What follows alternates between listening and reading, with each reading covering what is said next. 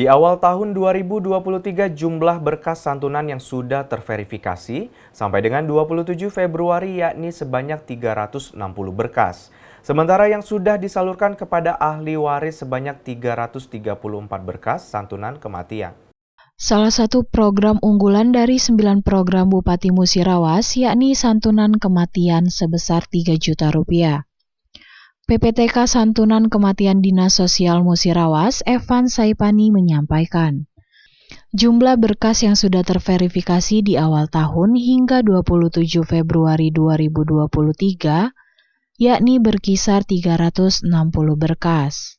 Dan sudah ditransfer kepada ahli waris melalui rekening sebanyak 334 berkas.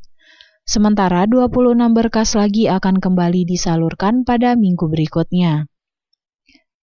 Sementara untuk sistem pencairan di tahun 2023, ada persyaratan tambahan yakni jangka waktu pengajuan berkas diberikan waktu selama 90 hari atau 3 bulan dari semenjak pembuatan akte kematian.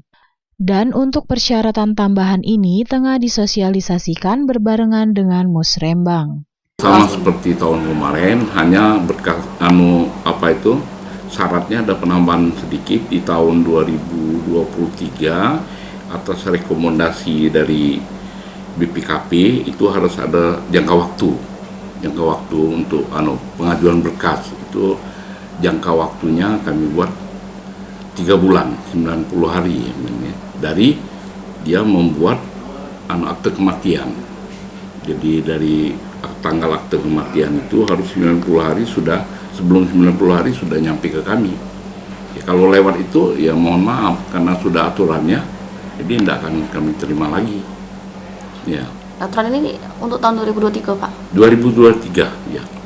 Mulai Januari 2023. Untuk masyarakatnya sudah tahu, Pak, terkait dengan aturan ini, baru? Untuk aturan baru ini, kami kan sekarang kan lagi musrembang di 14 kecamatan. Itu kami sudah sosialisasikan. Reza Melda Elianti, Silampari TV.